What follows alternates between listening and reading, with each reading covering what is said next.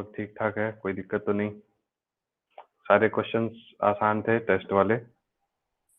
कोई issue test के regarding?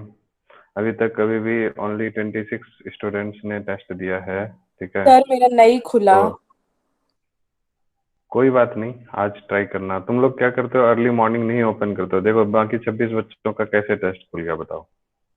Sir मैं रात को भी अ- खोल के देखी, नहीं खुला। नहीं, अर्ली मॉर्निंग ओपन किया करो, जिस समय नेट अच्छा रहता है। नेटवर्क इशू की वजह से ही हो रहा है वो प्रॉब्लम, ठीक है। तो ये चीज को ध्यान में रखिए आप लोग कि नेटवर्क को थोड़ा ठीक ठीक सा रखना है, ठीक है। समझ गए?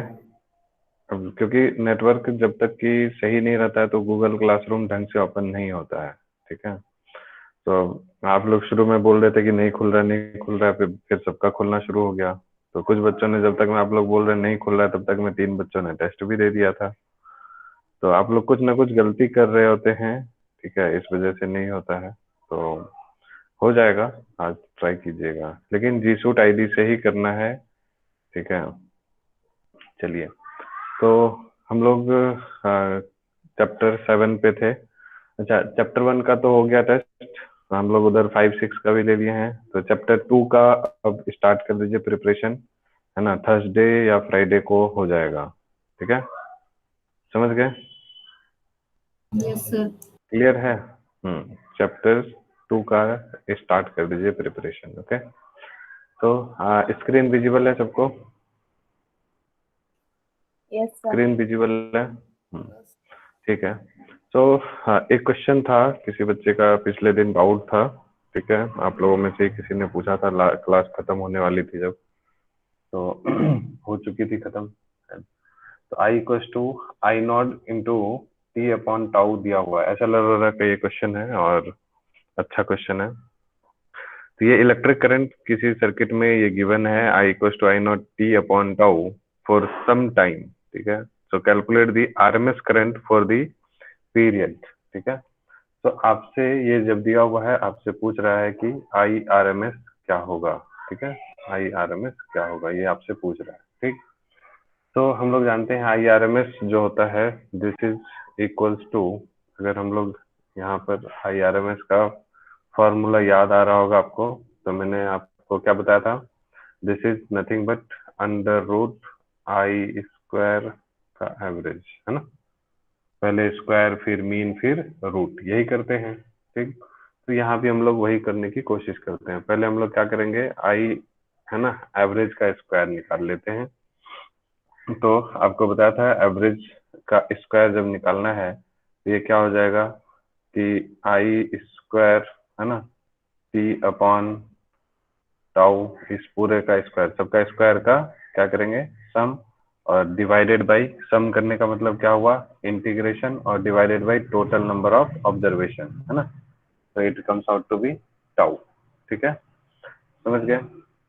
और इसको इंटीग्रेट कहाँ से कहाँ तक कर देंगे, सम ऑफ ऑल ऑब्जर्वेशन है, तो कितने ऑब्जर्वेशन है, टाउ ऑब्जर्वेशन है, इसलिए 0 से लेके टाउ तक उसको कर देंगे, ठीक है। तो आई है, तो यहाँ पर आई नॉट स्क्वायर आ जाएगा, है ना। इसका आई का स्क्वायर करना है ना, फिर उसका मीन निकालना है। तो आई का स्क्वायर, तो ये पूरा I not square t by tau का होल स्क्वायर, और अपॉन में, है ना, टाउ कर देंगे टोटल नंबर ऑफ ऑब्जर्वेशन, और वो स्क्वायर हो गया, ठीक है। तो यहाँ से आपका आई नॉट स्क्वायर बाहर हो जाएगा, और टाउ स्क्वायर भी आई थिंक बाहर हो जाएगा, है ना, क्योंकि वो कांस्टेंट है, ठीक, नंबर ऑफ ऑब्जर्वेशन है वो। और ये हो जाएगा टी स्क्वायर, और क्या, डी टी का इंटीग्रेशन, है ना। इंटीग्रेशन के लिए वहां पर डी टी लगाएंगे, ठीक। और अपॉन में एक और टाउ है, तो यहाँ पर आप देख सकते हैं टाउ भी एक जो नीचे वाला है वो बाहर हो जाएगा। ये आपका क्या हो गया, I not square divided by tau cube, ठीक है। और इन टू में और इसका इंटीग्रेशन कहाँ से था, 0 से टाउ तक, तो this becomes T cube upon 3, है ना। टी स्क्वायर का इंटीग्रेशन टी क्यूब अपॉन 3, और कहाँ से कहाँ तक, अपर लिमिट इसका टाउ है और लोअर लिमिट 0 है। यहाँ तक समझ में आ गया? तो अब आप ध्यान, अगर देख सकते हैं ध्यान से, ये जो टी क्यूब है अपर लिमिट पुट करेंगे तो ये क्या बन जाएगा, टाउ क्यूब, ठीक है। ये क्या बन जाएगा, टाउ क्यूब, ठीक। और माइनस में टाउ क्यूब अपॉन 3, और माइनस में 0। तो आप समझ सकते हैं इस बात को ये जो टाउ क्यू है और ये टाउ क्यू कैंसल आउट हो जाएगा, सिर्फ क्या बचेगा, आई नॉट स्क्वायर अपॉन में 3। समझ गए? क्लियर हुआ कि नहीं है? क्लियर है? हाँ यस सर। Yes sir. हाँ, ठीक है। तो अब देखिए आप ध्यान से, ये जो आई नॉट का जो स्क्वायर था, ठीक है, वो बन रहा है, सॉरी, आई का स्क्वायर का जो मीन था, ये बन रहा है आपका आई नॉट स्क्वायर अपॉन 3। ठीक है, अब इसका क्या करना है, अंडर रूट करना है, तभी आरएमएस निकलेगा, तो इधर भी रूट कर देंगे। तो आप देख सकते हैं ये वैल्यू कितनी आ जाएगी, आई नॉट का स्क्वायर को करेंगे तो आई नॉट आएगा, अंडर रूट करेंगे तो आई नॉट आएगा, अपॉन में 3 का under root root 3। So this is the RMS current. समझ गए सब कोई? आरएमएस करंट क्या होगा? कोई दिक्कत? समझने में दिक्कत हुई? No sir. ठीक है, किसने पूछा था उसका डाउट क्लियर हुआ? यस इसी सर। आप लोग, ठीक है, चलिए। तो उसके बाद फिर हम लोग आगे का थोड़ा देख लेते हैं इस चैप्टर में। तो हम लोगों ने इस चैप्टर का पहले जहां तक हम लोग पढ़ चुके हैं उसको एक बार रिकॉल कर लेते हैं। ठीक है, तो अल्टरनेटिंग ईएमएफ ये सब हो गया था।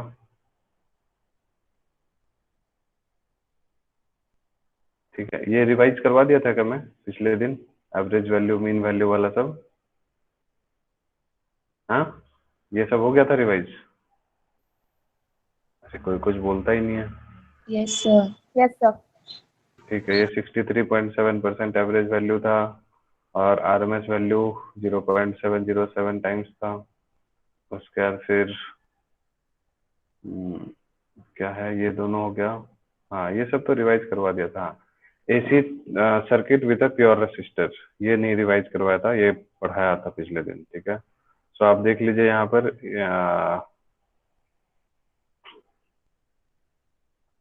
ये ग्राफ क्लियर हो गया सबको? ठीक है, यहाँ तक? Yes sir.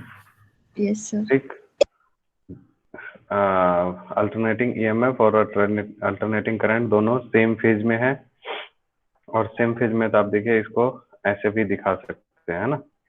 ठीक है,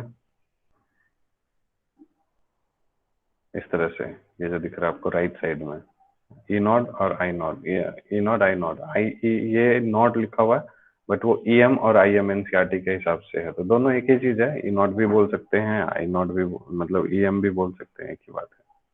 ठीक है, जिससे रिप्रेजेंट कर रहे हैं वो ध्यान देना है। तो यहाँ तक हम लोग पढ़ चुके थे। ठीक है, अब हम लोग AC circuit with a pure inductor पढ़ना है। ठीक है, तो इसको हम लोग फिर नेक्स्ट डे रिवाइज करेंगे जब, तब देख लेंगे। ठीक है, तो अभी हम लोग एनसीईआरटी से देख लेते हैं।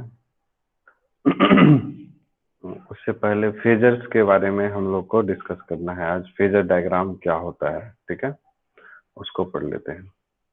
तो देखिए, फेजर डायग्राम के लिए मैंने आपको पिछली क्लास में थोड़ा सा इंट्रोड्यूस कराया था। ठीक, कि जो फेजर डायग्राम होते हैं, है ना, ये करंट और वोल्टेज को क्या करता है, वेक्टर की तरह ट्रीट करता है।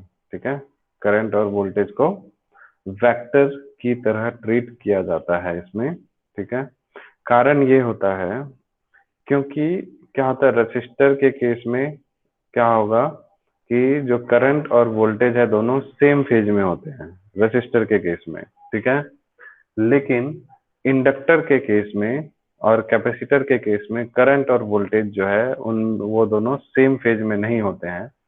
तो उन दोनों के बीच का, करंट और वोल्टेज के बीच का जो है एंगल फाइंड आउट करने के लिए हम लोग एक फेजर डायग्राम का मतलब कि वो करते हैं, हेल्प लेते हैं। ठीक है, जिसमें करंट और वोल्टेज को वेक्टर की तरह ट्रीट किया जाता है, जबकि ये दोनों स्केलर क्वांटिटीज हैं। यहाँ तक क्लियर हुआ सबको? कोई इशू, कोई दिक्कत? No sir. ठीक है, तो अब देखिए, ये जो है करंट और वोल्टेज रोटेटिंग वेक्टर्स हैं। ठीक है, ये देखिए, ये है आपका करंट। ठीक, तो करंट ऐसे रोटेट कर रहा है, रोटेटिंग वेक्टर की तरह किए हैं क्योंकि उसको फेज से रिलेशन निकालना है, फेज एंगल निकालना है, ठीक है। तो ये हो गया रोटेटिंग वेक्टर करंट, ये वाला, ठीक है। इस तरह से कभी यहाँ है, कभी यहाँ है, कभी यहाँ है, कभी यहाँ है, ऐसे करके रोटेटिंग वेक्टर बन गया, ठीक। और वोल्टेज भी आपका ये है, ठीक है, रोटेटिंग वेक्टर, ठीक। तो ये देखिए, समझ गए। तो अब ऑब्वियस सी बात है, वोल्टेज वाली जो मैग्नीट्यूड होगी वो बड़ी होगी, ठीक है, करंट वाली कम होगी। तो वो वोल्टेज जो है ईएमएफ वो इस तरह से रोटेट कर रहा है और करंट जो है इस तरह से रोटेट कर रहा है। और आप देख सकते हैं दोनों के बीच में कुछ ना कुछ एंगल है, ठीक है। वोल्टेज जो है वो थीटा यानी कि ओमेगा टी एंगल बना रहा है इनिशियल एंगल से, जीरो से। और ये जो फाई है ना, ये फाई वोल्टेज और करंट के बीच का एंगल है फाई, ठीक है। समझ में आया सबको कि नहीं आया? हाँ सर एक बार और बताना है। ओके, देखिए मैंने बोला कि फेजर डायग्राम में हम लोग करंट और ईएमएफ यानी वोल्टेज को क्या करते हैं, एक रोटेटिंग वेक्टर की तरह ट्रीट करते हैं, ठीक है। तो दोनों को हम लोग क्या करेंगे, एक कॉमन एक्सिस लेंगे, ठीक है, कॉमन सेंटर लेके इस तरह से इसको ट्रीट करते हैं। ये आपका सेंटर है, ये है आपका सपोज ईएमएफ और ये है आपका करंट, सॉरी ये यहीं तक जाएगा, ये है आपका करंट, ठीक है। ये इनिशियल एंगल है, थीटा जीरो होगा यहाँ पर, ठीक, थीटा इक्वस टू जीरो। यहाँ से ये जो है थीटा एंगल बना रहा है, theta equals to omega T, कौन, ईएमएफ, ये लाइन ईएमएफ वाली है। और इससे फाई एंगल के डिफरेंस पे, फाई फेज डिफरेंस पे कौन है, करंट है, ठीक है, समझ गए। अब ये करंट इस तरह से अपने एम्पलीट्यूड के साथ इससे रोटेट करेगा, ठीक। उसकी करस्पॉन्डिंग वैल्यू यहाँ पर जो आएगी ये वाली होगी आपकी आई एम की, मैक्सिमम वैल्यू ऑफ करंट, क्योंकि ये मैक्सिमम एम्पलीट्यूड दिखा रहा है, ये देख रहे हैं ना, तो इसके करस्पॉन्डिंग हर जगह पर जो होगा आई एम की वैल्यू आएगी। और ये जो है आपका ई, उसके करस्पॉन्डिंग यहाँ पर जो होगा वो ई एम की वैल्यू आएगी, है ना, समझ गए। तो it comes out to be E M, ठीक। तो क्योंकि ये मैक्सिमम है एम्पलीट्यूड, तो इसका इस एक्सिस पे हम लोग वो देख लेंगे प्रोजेक्शन कितना आ रहा है, ठीक है। तो करंट और वोल्टेज आप देख रहे हैं यहाँ पर रोटेटिंग है दोनों, ठीक है। और उन दोनों के बीच में कुछ ना कुछ एंगल बन रहा है, और इसी एंगल को हम लोग को फाइंड करना है कि कितने एंगल का डिफरेंस है, फेज डिफरेंस कितना है करंट और वोल्टेज के बीच में, ठीक है। सारी बात समझ में सबको कि नहीं आई? हाँ जी सर। आ रहा है ना, ठीक है। So figure is a vector that rotates sinusoidally, ठीक है, this is sinusoidally with time about the origin with constant angular speed, ठीक है। ये कांस्टेंट एंगुलर स्पीड से ये रोटेट हो रहे हैं, एंटी क्लॉकवाइज डायरेक्शन हम लोग मान लेते हैं इसमें सपोज, ठीक है। ये जो रोटेट हो रहे हैं current and voltage sinusoidally with angular frequency omega, क्योंकि हम लोग जानते हैं theta equal to omega t होता है, ठीक है। तो कांस्टेंट एंगुलर फ्रीक्वेंसी से रोटेट कर रहे हैं, ठीक है। नोट्स आप लोग पेंडिंग छोड़ दे रहे हैं या साथ साथ डेली बना रहे हैं? साथ साथ चल रहे हैं। डेली बना रही हूँ। डेली बनाइए जितना मैंने करा दिया उसको, क्योंकि पेंडिंग रखिएगा तो गलती भी हो सकती है, ठीक है, और फिर बाद में समझने में मुश्किल भी होता है। तो डेली जितना कराते हैं उतना ही करते चलिए, ठीक है। और रिक्वेस्ट है कि डेली एसएल और से क्वेश्चन 2 4 5 क्वेश्चन, ज्यादा नहीं, 2 4 2 4 5 5 ऐसे भी करके करते रहिए तो ठीक हो जाएगा। So the diagram representing alternating EMF and current as the rotating vectors, ठीक है, EMF और करंट दोनों को हम लोग rotating vector along with a phase angle between them, कितना था फेज, अभी देखा था हमने, कितना फेज था दोनों के बीच में, ये एंगल कितना था, ये वोल्टेज वाली लाइन है और ये करंट वाली लाइन है, ठीक है, दोनों के बीच में फेज कितना है, phi, is called phasor diagram. ठीक है, तो फेजर डायग्राम की डेफिनेशन आपको समझ में आ गया, इसको आर्गन डायग्राम भी बोलते हैं। ठीक है, so from the phasor diagram E equals to E M sine omega T. ठीक है, क्योंकि ये एंगल जो है वो कितना है ना, थीटा है, और theta equals to omega T. तो आई कितना हो जाएगा, इसका आई कितना एंगल बना रहा है, थीटा प्लस फाई, यानी कि हम लोग ये बोल सकते हैं दिस इज ओमेगा टी और प्लस फाई। तो इसलिए करंट का जो है वैल्यू क्या हो जाएगा, I equals to I M sine omega t plus phi. तो ये फेज हो गया किसका, करंट का, और ये फेज हो गया किसका, वोल्टेज का। यहाँ तक समझ आ गया सबको, कोई दिक्कत? ठीक है, तो आप देखिए इसको इस तरह से भी रिप्रेजेंट किया जा सकता है। ठीक है, कि ये है आपका ईएमएफ और ये है करंट, और दोनों के बीच का फेज को ऐसे रिप्रेजेंट किया। ठीक, अगर यही चीज हम लोग प्योरली रेसिस्टिव सर्किट में देखेंगे तो जो करंट का डायरेक्शन है वही ईएमएफ का डायरेक्शन है। ठीक है, जो करंट का डायरेक्शन वही ईएमएफ का डायरेक्शन, दोनों एक दूसरे के ऊपर में ओवरलैप करता हुआ जाएगा, है ना, ऐसे, समझ गए? तो यानी कि फाई यहाँ पर क्या हो जाएगा, 0। ठीक है, और ये इसके ई के करस्पॉन्डिंग ये आई एम हो गया, और ई के करस्पॉन्डिंग ई एम हो गया। ठीक है, so this is E M और दिस इज आई एम। ठीक है, तो उसको हम लोग इसको इसको हम लोग बोलते हैं फेजर डायग्राम। इस तरह से जो हम लोग वेक्टर की तरह ट्रीट किए इसको हम लोग क्या बोलते हैं, फेजर डायग्राम। और इस तरह से जो ट्रीट करते हैं इसको बोलते हैं टाइम डायग्राम। ऐसे साइनोसॉइडली वेरी जो करा रहे हैं, तो विथ रिस्पेक्ट टू टाइम ये चेंज हो रहा है। ठीक है, जहां पर एंगल को दिखाएगा, ठीक, दोनों के बीच में करंट और वोल्टेज के बीच में एंगल दिखाता है, उसको फेजर डायग्राम बोलते हैं। ठीक, और ये ड्रॉ करने के लिए आता है पेपर में, बोर्ड में, कि किसको हम लोग फेजर डायग्राम बोलेंगे, किसको टाइम डायग्राम बोलेंगे। तो पेपर में आएगा आपको कि purely inductive circuit, purely capacitive circuit या रेसिस्टिव सर्किट का फेजर डायग्राम बनाइए, तो फेजर डायग्राम ऐसा बना देंगे, सेम फेज में है।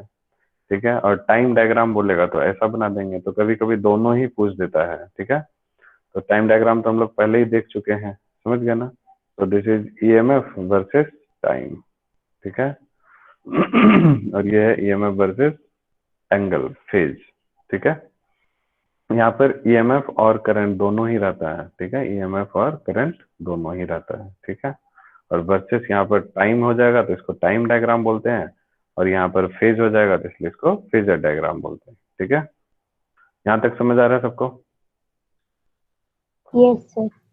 ओके, ठीक है। अब Yes, sir. ये तेरी की हु इज दिस, गुस्से में बोल रही है, ये कौन है? नई नई आवाज लग रही है। सॉरी सर, मेरा भाई मस्ती कर रहा था। कौन है ये, स्मिता? हर्षा। अच्छा, हर्षा, अच्छा। ठीक है, so alternating voltage applied to inductor. ठीक है, तो ये हम लोग एनसीईआरटी से पढ़ लेते हैं। ठीक है, नोट्स तो आप लोग बना ही लीजिएगा, इसमें समझ में एनसीईआरटी से इसको स्टार्ट करते हैं। ठीक, थोड़ा सा छोटा हो जाओ, इतना छोटा दिखाई दे रहा है सबको? Yes sir. Yes sir. ठीक है, तो फेजर डायग्राम के बारे में मैंने आपको जितनी बातें बताई, ठीक है, वो सारी बातें यहाँ पर लिखी हुई है। ठीक, ये सब वोल्टेज, करंट, फेजर्स। ठीक है, phasor is a vector which rotates about the origin with angular frequency omega as shown in figure.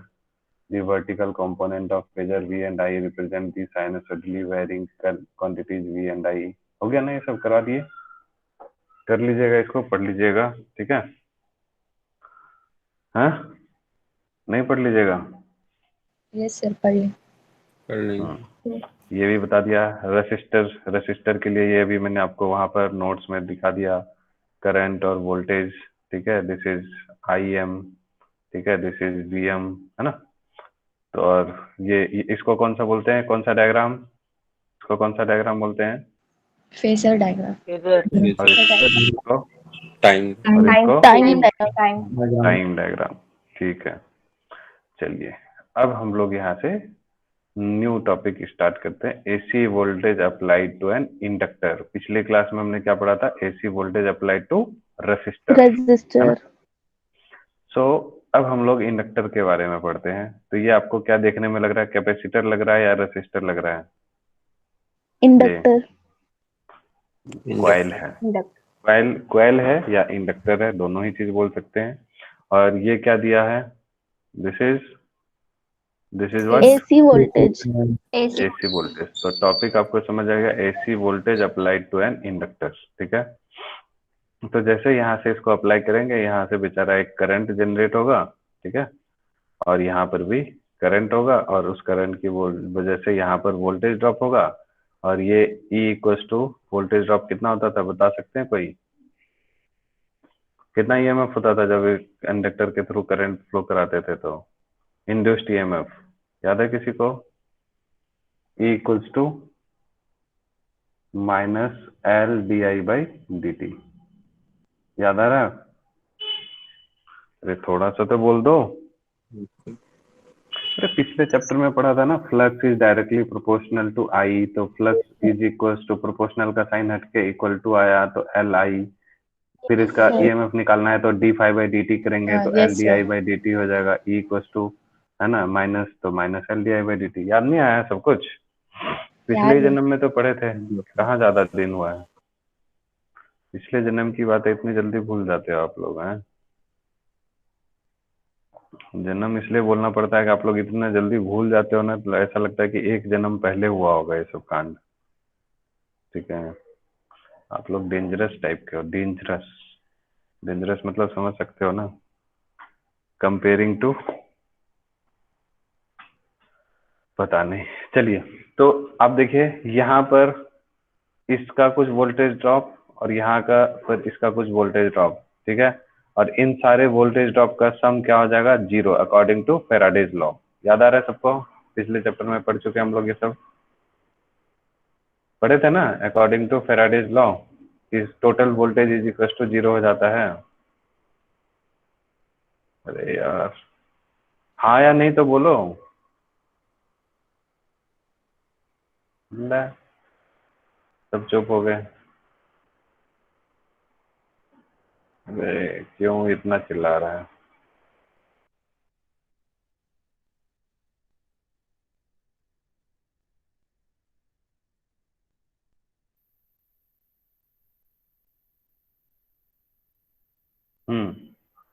According to कौन सा लॉ होता है बताइए ना? टोटल वोल्टेज, ये जो V equals to minus V minus L D I upon D T. यहाँ का वोल्टेज ड्रॉप V है ना, और यहाँ पर minus L D I by D T equals to zero होगा। कौन सा लॉ होगा? फैराडेज लॉ या Lenz law? Kirchhoff's loop rule. Kirchhoff's loop rule. ठीक है। केवीएल। ठीक है। मैं फैराडे फैराडे तब से कर रहा हूँ, कोई ध्यान ही नहीं दे रहा है। अरे सो के तो उठ गए हो, अब क्या है? थोड़ा दिमाग को भी उठा दो। ठीक है। तो आप देखते हैं ये माइनस उधर जाएगा तो क्या बन जाएगा? प्लस। तो V equals to L D I by D T. ठीक है। तो V इक्वल्स टू यहाँ से हो गया V equals to L D I by D T. ठीक है। तो आप D I by D T की वैल्यू देखिए, यहाँ से क्या हो जाएगा? V by L. ठीक है। V by L. और ये जो V था वोल्टेज ड्रॉप, वो साइनोसॉइडली वेरिंग, तो Vm sine omega T. V equals to Vm sine omega T. समझ आ गया सबको? कोई दिक्कत? अब फिर हम लोग ये जो dt है, इस dt को उधर लेके चले जाएंगे। ठीक है। तो क्या बन जाएगा? यहाँ पर देखिए dt को उधर नहीं ले गया, क्या किया? dt से यहाँ भी मल्टीप्लाई और यहाँ भी मल्टीप्लाई कर दिया, तो एक ही बात है। ठीक है। तो इसको ये कट जाएगा। ठीक है। और इधर dt से मल्टीप्लाई कर दिया तो इंटीग्रेशन का फॉर्मेट बन जाएगा। या फिर आप सीधा कर लेते di इक्वल्स टू, ये dt उधर चले जाता तो dt इधर चले गया। ठीक है। तो di इक्वल टू क्या हो गया? Vm अपॉन में L। ठीक है। और साइन ओमेगा टी का इंटीग्रेशन। ठीक है। क्योंकि हम लोग को पूरा का पूरा करंट निकालना है, L D I by D T है ना, तो टोटल करंट निकालना है। ठीक है। क्योंकि हम लोग को वोल्टेज तो पता चल गया V equal to V M sine omega T है। ठीक है। लेकिन हम लोग को क्या करना है? करंट का भी निकालना है वैल्यू, टोटल करंट। अब ये उसके बाद फिर दोनों में फेज रिलेशन दिखना है। तो अब यहाँ से थोड़ा सा बायो वाले बच्चे ध्यान से दिखेगा, थोड़ा मैथमेटिक्स आएगा यहाँ पर ट्रिग्नोमेट्री। ठीक है, नहीं समझ में आएगा तो बेशक पूछिएगा और थोड़ा सीरियसली ध्यान दीजिए यहाँ। चलिए तुम लोग डिलीट हो जाओ। अब यहाँ से हमारा कैलकुलेशन शुरू होता है। ठीक, तो ये dt dt कैंसिल आउट हो गया, तो di का इंटीग्रेशन क्या हो गया, i। ठीक, और ये हो गया vm अपॉन में l। अब साइन का इंटीग्रेशन क्या होता है, साइन माइनस का cos. Integration minus minus cos. Cos, तो ये है माइनस और ये है कॉस। और यहाँ t का कोफिशिएंट कितना था, t का कोफिशिएंट ओमेगा। ओमेगा। ओमेगा। जो कोफिशिएंट ऑफ इंटीग्रेशन में क्या होता है, कोफिशिएंट ऑफ जो वेरिएबल होता है उससे हम लोग क्या कर देते हैं, डिवाइड कर देते हैं। ठीक है, तो ये डिवाइड हो गया, तो ये क्या बन गया, vm अपॉन में l था तो vm अपॉन ओमेगा l, और कॉस ओमेगा t वो भी माइनस के साथ। ठीक है, और साथ में एक इंटीग्रेशन कांस्टेंट होता है जो मैंने आपको पहले भी बताया था। ठीक है, यहाँ पर क्या है कि एक्चुअली में जो करंट है, ठीक है, वो ऑसिलेट कर रहा है, साइनोसॉइडली ऑसिलेट कर रहा है, तो सिमेट्रिकली ऑसिलेट कर रहा है। ठीक है, और यहाँ पर कोई भी करंट का जो है टाइम है ना डिपेंडेंट वैल्यूज नहीं है, टाइम इंडिपेंडेंट वैल्यूज वेरी कर रहा है, ऑसिलेट कर रहा है। ठीक है, तो इस वजह से यहाँ पर जो इंटीग्रेशन कांस्टेंट की वैल्यू है वो 0 के बराबर हो जाएगी। ठीक है, तो अब आपका जो है फाइनली जो इक्वेशन बना है, this is equal to I equal to है ना minus V M upon omega L into cos omega T, बस इतना है। ठीक है, क्योंकि प्लस में जो कांस्टेंट था वो 0 के बराबर है, तो ये चीज आपका आ रहा है। अब यहाँ पर हम लोग देखिएगा ध्यान से, थोड़ा सा प्योरली मैथमेटिक्स की बात करेंगे कि अभी हम लोग ने देखा v जो है वो साइनोसॉइडली वेरी कर रहा है, vm साइन ओमेगा टी। ठीक है, हम लोगों को दोनों के बीच में, अच्छा एक बात बताइए, कोई भी दो चीज के बीच में अगर आप है ना डिफरेंस या सिमिलरिटीज निकालना चाहते हैं, रिलेशन निकालना चाहते हैं, तो उसको सेम क्वांटिटी में लाएंगे या नहीं। अगर मैं आपसे बोलूं कि देखो एक बच्चा है वो 10 मीटर पर सेकंड की स्पीड से चल रहा है, ठीक है, और दूसरा जो है बच्चा वो है ना 5 किलोमीटर पर आवर की स्पीड से चल रहा है, तो आप बता सकते हैं कि दोनों में कौन ज्यादा स्पीड चल रहा है? बता पाएंगे या नहीं बता पाएंगे? सर कन्वर्ट करना पड़ेगा। कन्वर्ट करना पड़ेगा, मतलब अगर हम दोनों को सेम यूनिट में ले आए तब जाके हम उन दोनों में रिलेशन पता कर सकते हैं, हाँ या नहीं? Yes sir. Yes sir. ठीक है, बस उसी तरह से यहाँ पर जो है आप देखिए ये करंट ने धोखा दे दिया। वोल्टेज तो बोला कि देखो भाई हम सीधे साधे हैं, ठीक है, हम साइनोसॉइडली वेरी कर रहे हैं। करंट अब क्या बोल रहा है, करंट क्या बोल रहा है कि मेरा वेरिएशन इंडक्टर में कैसा हो रहा है, कैसा हो रहा है, तो साइनोसॉइडल। ठीक है, अब अगर हम लोग को इनके बीच में फेज डिफरेंस निकालना होगा तो निकाल पाएंगे क्या, कि दोनों के बीच में क्या एंगल है साइन और कॉस के बीच में, 5/2? नहीं, ऐसा नहीं है। इसके लिए हम लोगों को क्या करना पड़ेगा, इस कोसाइनोसॉइडल की वैल्यू को साइन में चेंज करना पड़ेगा। ठीक है, यानी जो कॉस में वैल्यू दिया हुआ है इसको साइन में चेंज करना होगा। ठीक, अब देखिए आपको मालूम है, ध्यान से देखिएगा, जो बायो वाले बच्चे हैं, मैथ वाले तो तुरंत समझ जाएंगे, बायो वाले बच्चे ध्यान से देखिएगा। साइन 90 माइनस थीटा, 90 को π/2 लिखते हैं, कोई दिक्कत है किसी को? बोलिए जल्दी। साइन 90 माइनस थीटा क्या होता है? Sine 90 minus cos theta. Cos theta होता है। ठीक है, अब देखिए माइनस यहाँ लगा दें तो यहाँ भी माइनस हो जाएगा, हाँ या नहीं? माइनस इधर दोनों साइड लगा सकते हैं ना, बाहर में कोई इशू है? नो नहीं है। क्या, अब हम लोग एक चीज और जानते हैं कि साइन है ना, साइन में अगर माइनस हो, sine minus theta is equal to minus sine theta होता है, ये बात मालूम है? Sine minus theta is equal to minus sine theta. ये सब मैंने ट्रिग्नोमेट्री में आप लोगों को 11th में सिखा रखा है ये सब चीज, ठीक है, समझ गए? जब फिजिक्स में मैथमेटिकल फिजिक्स जब मैं करा रहा था, ठीक है। तो ये हो गया हमारा साइन 90 माइनस थीटा, ठीक है। अच्छा, अब मैंने बोला कि साइन, ये जो माइनस साइन थीटा है इसको हम लोग ऐसे लिख सकते हैं, साइन माइनस थीटा कर देते हैं, साइन माइनस थीटा कर देते हैं, ठीक है, साइन माइनस थीटा कर देते हैं, ठीक है। तो ये माइनस कॉस थीटा के बराबर हो जाएगा। अब आप ध्यान से देखिए क्या बन गया, साइन है ना, माइनस इंटू माइनस क्या हो गया, प्लस थीटा, और ये minus pi by 2, sine theta minus pi by 2 equal to minus cos theta. यहाँ तक किसी को कोई दिक्कत है समझने में? बोलिए। No sir. ठीक है, यानी ये हम लोग को समझ में आ गया कि माइनस कॉस थीटा को हम लोग कैसे लिख सकते हैं, साइन के फॉर्म में, sign theta minus pi by 2 लिख सकते हैं। यस और नो? Yes sir. यस ठीक है। और थीटा की जगह हम लोग क्या लिखते हैं, थीटा की जगह क्या लिखते हैं, थीटा की जगह क्या लिखते हैं, omega omega T. Omega T, ठीक है। अब आप ध्यान से देखिए, यहाँ पर जो एनसीईआरटी ने इतनी सारी चीजों को, है ना, छोटे से एक लाइन में खत्म कर दिया। तो बायो वाले बच्चे तो रोने लग जाएंगे, सर ये कैसे होगा, ठीक है। ये देखिए, minus cos theta is equal to sine theta minus pi by 2। समझ में आया सबको? क्लियर है? अरे यस सर। ठीक है, चलिए। तो अब यहाँ पर आप लोग, है ना, जिन लोगों को ये दिक्कत हो रही है स्क्रीनशॉट ले लीजिए, ताकि आपको बाद में समझने में आसानी होगी।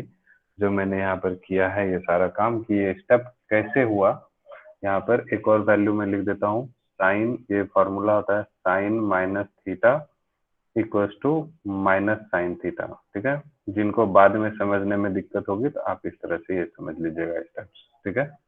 ये फॉर्मूला है, ठीक हो गया, मिटा दूं ये सारा, चलिए। Yes sir. बायो वाले बच्चों को दिक्कत होगी बाद में, मैथ वाले तो समझ ही जाते हैं, उनको तो यही इसी में जिंदगी बिताना है, पूरा ट्रिग्नोमेट्री ही तो है 12th में। 12th में 3 चैप्टर को छोड़ दीजिए, बाकी सब में ट्रिग्नोमेट्री है। प्रोबेबिलिटी, 3D में भी ट्रिग्नोमेट्री है, ठीक है, प्रोबेबिलिटी में, और एक वो चैप्टर है ना लीनियर प्रोग्रामिंग, ठीक है, और एक पहला चैप्टर, ठीक है। ये 3 चैप्टर को छोड़ दीजिए तो कोई ऐसा चैप्टर ही नहीं बचता जिसमें ट्रिग्नोमेट्री वो भी धांसू टाइप से यूज ना हो। तो जिसकी ट्रिग्नोमेट्री वीक है वो 12th में मैथ्स में स्कोर ही नहीं कर पाएगा 40-50 से ज्यादा। चलिए, तो ये हो गया, समझ में आ गया, ठीक। तो अब जो हमारा ये जो करंट बेचारा था, ठीक है, करंट ये है ना, इसको हम लोग लिख सकते हैं Vm अपॉन ओमेगा एल को हमने क्या लिख दिया, है ना, लिख दिया Im, क्या लिख दिया, Im, ठीक है।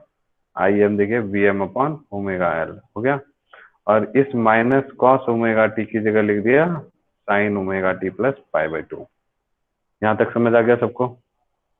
स्टेप्स क्लियर है कि कोई दिक्कत है, ये बताइए। अरे बोलो, क्लियर है या नहीं है? Yes sir, clear. ठीक है, चलिए। अब यहाँ पर आपने देखा कि ये जो आई एम है वो V M upon omega L है, ठीक, इसको हमने रख दिया इतना। अब आपको इतना तो समझ में आ गया होगा कि, चलिए अब आपसे पूछें यहाँ से v equal to V M sine omega T, और ये आ गया बेचारा, और i equal to I M sine omega T minus pi by 2। अब बताइए दोनों में अब आपको फेज डिफरेंस पता चल पा रहा है या नहीं चल पा रहा है? करंट और वोल्टेज में फेज डिफरेंस बताइए कितने का आ रहा है? Minus pi by two. हाँ, पाई बाई 2 या माइनस पाई बाई 2, ठीक है, दोनों बोल सकते हैं। डिफरेंस पूछा है तो पॉजिटिव बोलते हैं, ठीक है। जैसे 3 और 4 का डिफरेंस कितना होता है, -1 नहीं बोलते, 1 बोलते हैं, ठीक है। अब आप ये बताइए कि कौन आगे है, करंट या वोल्टेज? कौन आगे चल रहा है? पीछे कौन चल रहा है? करंट। करंट। कितने एंगल से, कितने एंगल से पीछे चल रहा है? पाई बाई 2। पाई बाई 2 एंगल से। अब समझ में आ गया सबको कि यहाँ पर इसको हम लोग इंग्लिश में क्या बोलते हैं मालूम है? Current is lagging behind by a phase of pi by 2 with respect to voltage in an inductor. अंग्रेजी समझ में आई मेरी? Current is lagging behind with a phase of pi by 2, है ना, with respect to voltage across inductor. ठीक है, समझ गए? चलिए अभी उसका फेजर डायग्राम आप जब देखेंगे तो ऐसा होगा। ठीक है, ये देखिए, ये कौन? वोल्टेज। ठीक है, और ये कौन? करंट। कितने एंगल से पीछे है? 90 पाई से बाई करंट पीछे हो गया। ठीक है, समझ गए? और ये तो ओमेगा टी था ही, और ये पूरा पाई बाई 2 है। अब देखिए ध्यान से, ठीक है, वोल्टेज तो बोला था कि देखिए ये कौन सा डायग्राम? Phasor diagram. और ये टाइम डायग्राम। Time कैसा बनना है इंडक्टर का? कैसा बनना है देखिए, टक टक टक टक टक टक टक, ऐसे ऐसे ऐसे। ये कौन सा है? ये क्या बना?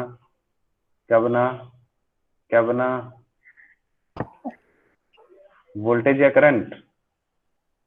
वोल्टेज। साइनसॉइडली है ना? ठीक है, और यहाँ पर 90 डिग्री से इसको पीछे कर दीजिए। देखिए, जब ये बेचारा 90 पे वोल्टेज था तो करंट कहाँ पे होगा? 0 पे। ठीक है, जब आपका क्या नाम है, वोल्टेज जो है, ठीक है, जब 180 पे था तो करंट कहाँ पे होगा? 90 पे। ये देखिए, है ना, समझ रहे हैं ना? तो इसी तरह से 90 डिग्री करंट जो है पीछे चलेगा उससे। ठीक है, तो वोल्टेज, और ये देखिए current current current current current current sinusoidally जा रहा है लेकिन 90 डिग्री पीछे चल रहा है। समझ में आ गया सबको या नहीं आया? करंट और वोल्टेज का डायग्राम 90, ये देखिए ना, ये जब जहाँ से सोचिए ना, ये 0 से शुरू हुआ, ये -90 से शुरू होगा तो -पाई/2 यहाँ से शुरू होगा। ठीक है, जब ये 90 पे है, ठीक, तो ये 0 पे है। जब ये 180 पे है तो ये 90 पे आ गया, ऐसे समझिए। ठीक है, जब ये 180 पे है तो ये देखिए, ये वोल्टेज 180 पे है यहाँ पे, है ना, ये ऐसे वाला, ये वाला 180 पे आया, और करंट देखिए कहाँ पे आया? 90 पे आया, है ना। ये 90 ही तो होता है पाई/2, तभी तो ये पाई है, ये 2 पाई है। आई बात समझ में? ये नहीं समझ में आई तो फेजर डायग्राम और टाइम डायग्राम दोनों समझ आ गया सबको? Yes sir. ठीक है, अब देखिए इसमें और भी थोड़ी सी इंटरेस्टिंग बातें हैं, उसको भी देख लेते हैं धीरे से। ठीक है, अब यहाँ पर देखिए मजेदार बात क्या है, हम लोग जानते हैं कि I is equal to this upon this, लेकिन ओम्स लॉ क्या कहता है? I equal to V upon क्या होता है? V अपॉन क्या होता है? R। ठीक, लेकिन ये क्या बोल रहा है इंडक्टर? नहीं, I इक्वल टू, ठीक है, V अपॉन में ओमेगा L बोल रहा है। ये V को Vm लिख दिया, कोई दिक्कत नहीं, क्योंकि यहाँ पर I इक्वल टू Im है। तो इसका मतलब आप समझ सकते हैं, ये जो ओमेगा L है वो क्या होगा? ओमेगा L क्या होगा? मत बोलो, देखा है, रेसिस्टेंस होगा। ठीक है, समझ गए? ओमेगा L क्या होगा? रेसिस्टेंस। किसका रेसिस्टेंस? किसका रेसिस्टेंस? किसका रेसिस्टेंस? अरे यार, सर्किट में क्या लगा था? इंडक्टर। ठीक है, इंडक्टर का रेसिस्टेंस। ठीक है, तो इंडक्टर के रेसिस्टेंस को हम लोग, है ना, कैसे लिखते हैं? स्टाइल मार के XL। ठीक है, XL is equal to omega L, और इसको पढ़ते क्या है मालूम है? Inductive reactance. रेसिस्टेंस नहीं बोलते हैं इसको, क्या बोलते हैं? रिएक्टेंस। समझ में आया सबको? क्या बोलते हैं इसको? रिएक्टेंस। ठीक है, रेसिस्टेंस नहीं बोलेंगे क्योंकि ये सिंपल सर्किट नहीं है। ठीक है, फेज डिफरेंस वाली बात है, इसको एक नया नाम दे दिया, दैट इज कॉल्ड, है ना, Im is equals to Vm upon omega L is the amplitude of current. The quantity omega L is analogous to resistance and is called inductive reactance denoted by XL. ठीक है, so this XL is equals to omega L. ठीक है, तो यहाँ से आप देख सकते हैं Im is equals to क्या हो गया? Vm upon XL हो गया। यहाँ तक कोई प्रॉब्लम किसी को? No sir. बोलो। तो इसकी जो SI यूनिट होगी इंडक्टिव रिएक्टेंस की, वो भी ओम होगी। ठीक है, क्या होगी? ओम। समझ गए? तो ये सारी बातें आपको समझ में आ गई होगी। तो इंडक्टिव रिएक्टेंस यहाँ से आपको नया टॉपिक समझ में आ गया। अब XL जो है, ठीक है, अब यहाँ से देखिए एक चीज, XL is equal to omega को लिख सकते हैं 2 pi into frequency into L, लिख सकते हैं या नहीं? यार सब दिख रहा हो क्या? ठीक है, देखिएगा ध्यान से। XL equal to 2 pi into frequency होता है इंटू में L, यानी आप देख रहे हैं कि यहाँ पर जो रेसिस्टेंस है वो फ्रीक्वेंसी पर भी डिपेंड कर रहा है। किस पर डिपेंड कर रहा है? फ्रीक्वेंसी पे। ठीक है, तो अब आप बोल सकते हैं डीसी के लिए ये कितना हो जाएगा? XL। अगर आप डायरेक्ट करंट पास कर रहे हैं इंडक्टर से, तो डीसी के लिए कितना होगा? XL की वैल्यू जल्दी बताइए। डायरेक्ट करंट के लिए कितना होगा रेसिस्टेंस, इंडक्टिव रिएक्टेंस? डीसी की फ्रीक्वेंसी कितनी होती है? डायरेक्ट करंट की फ्रीक्वेंसी कितनी होती है?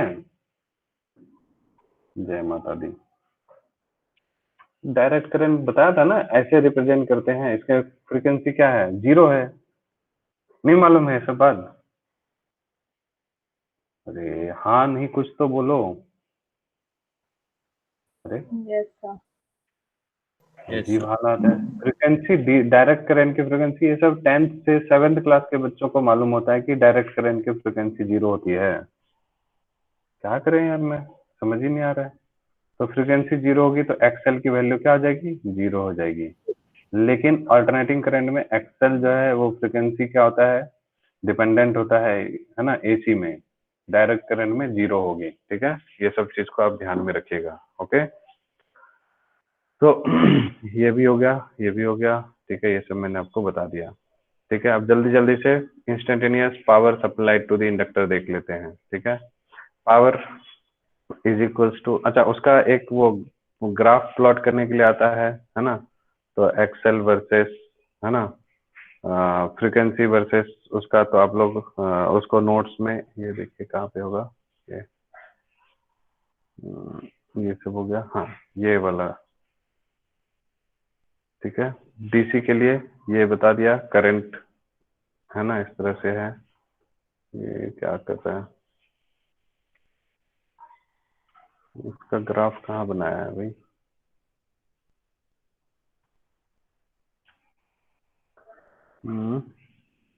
एक्सेल वर्सेस फ्रीक्वेंसी, ये है। हाँ ठीक है, दिस इज एक्सेल और वर्सेस फ्रीक्वेंसी का ग्राफ। ठीक है, अभी देखा था एक्सेल इज इक्वल टू क्या है? 2 पाई एफ इंटू एल। ठीक है, तो आप देख सकते हैं एल जो है इंडक्टेंस कांस्टेंट होता है, 2 पाई भी कांस्टेंट है, यानी कि जैसे जैसे फ्रीक्वेंसी बढ़ाएंगे तो एक्सेल की वैल्यू बढ़ेगी, यानी कि अल्टरनेटिंग करंट में फ्रीक्वेंसी के बढ़ाने से रेसिस्टेंस बढ़ता है, इंडक्टिव रिएक्टेंस बढ़ता है। समझ गया ना, ये ग्राफ बनता है। ठीक है, क्लियर है? एक्सेल वर्सेस फ्रीक्वेंसी का ग्राफ आपको ऐसे पूछा जाता है पेपर में। ठीक, यस। चलिए अब देखिए पावर सप्लाइड टू इंडक्टर। तो पावर इज इक्वल टू क्या होता है? आई इंटू में वी। बोलिए, करंट इंटू वोल्टेज होता है कि नहीं होता है? अभी जल्दी बोलो। सो आई की जगह पे हमने क्या लिख दिया? आई M sine omega T minus pi by 2, ये आया था अभी। ठीक है, इंटू वी की जगह पे क्या लिख दिया? V M sine omega T. और ये sine omega T minus pi by 2 क्या था? माइनस कॉस ओमेगा टी, तो माइनस कॉस ओमेगा टी। ठीक है, तो अब देखिए इसमें क्या करेंगे हम लोग? 2 से मल्टीप्लाई और 2 से डिवाइड। हमने एक फॉर्मूला पढ़ा है, 2 sine theta into cos theta is equal to sine 2 theta. पढ़ा है कि नहीं? पढ़ा है ना? 2 Yes. Sine theta into cos theta is equal to sine 2 theta. ठीक है, बायोलॉजी वाले बच्चों के लिए ये ध्यान रखिएगा ये फॉर्मूला। ठीक है, समझ गए? तो यहाँ से साइन 2 थीटा आ गया। ठीक है, तो आप देखिए ये जो 2 into cos omega T into sine omega T है, तो ये बन गया साइन 2 ओमेगा 2 टी। और ये जो 2 है, ये 2 यहाँ से डिवाइड में आ गया नीचे। ठीक है, तो ये क्या बन गया? Minus V M I M upon 2, और ये पूरा बन गया साइन 2 ओमेगा टी। तो ये था आपका कौन सा? इंस्टेंटेनियस पावर की वैल्यू इतनी हो गई। ठीक है, लेकिन जब आपसे एवरेज पावर पूछेगा, सब अलग अलग चीजें हैं, ठीक है, वो इंस्टेंटेनियस पावर था। जब एवरेज पावर पूछेगा ओवर अ कंप्लीट साइकिल, तो उसको हम लोग क्या लिखेंगे, इसी का एवरेज वैल्यू निकालेंगे, ठीक है। तो इसकी एवरेज वैल्यू क्या होगी, इस पूरे की एवरेज वैल्यू, तो Vm Im अपॉन 2 ये सब कांस्टेंट क्वांटिटी है, तो सिर्फ किसका बचेगा, sine 2 theta sine 2 omega T की एवरेज वैल्यू, इन सबको बाहर कर दिया, एवरेज वैल्यू दे। और हम लोग जान चुके हैं, है ना, एक कंप्लीट साइकिल में साइन की जो वैल्यू होती है ना, कुछ प्लस कुछ माइनस, तो इसकी एवरेज वैल्यू क्या होती है, 0। तो इसलिए एवरेज पावर जो होगा, this comes out to be 0। So the sign of this over a complete cycle is 0. So the average power supplied to an inductor over one complete cycle is 0. इस बार board में भी आया था, ये 2 marks का question या 3 marks का ये क्वेश्चन था, ठीक है। ये शो करना है कि इंडक्टर के अक्रॉस जो एवरेज पावर होगा वो 0 होता है, ये शो करके दिखाना है। तो आप लोग को डेरिवेशन समझ में आ गया। पहले क्या करेंगे, इंस्टेंटेनियस पावर से स्टार्ट करेंगे, फिर इंस्टेंटेनियस पावर निकाल देंगे, फिर उसमें से साइन 2 ओमेगा टी एक टर्म आएगा, साइन 2 ओमेगा टी का एवरेज वैल्यू निकालेंगे, और साइन 2 ओमेगा टी की एवरेज वैल्यू क्या होती है, 0 होती है, ठीक है। और उस तरह से हम लोग इसको सॉल्व कर लेंगे। अब इसके बेस पे आपको एग्जांपल 7.2 कर लेना है, ठीक है। इसमें क्या बोल रहा है कि एक इंडक्टर है, ठीक है, सोर्स इतना दिया, find the inductive reactance. Inductive reactance XL is equal to 2 pi into frequency into L, put कर देंगे। उसके बाद फिर आरएमएस करंट बोला है, तो एक्सएल इज इक्वल टू, है ना, current be current is equal to voltage upon resistance. ये रेसिस्टेंस नहीं, इंडक्टिव रिएक्टेंस है। इसको सॉल्व कर लीजिएगा आप लोग आराम से, ठीक है। सो अगले दिन हम लोग नेक्स्ट टॉपिक पढ़ेंगे, कौन सा, AC voltage applied across capacitor, ठीक है। आज इंडक्टर पढ़ लिए, कल कैपेसिटर वाला पढ़ लेंगे, ठीक है। So that's it for today's class.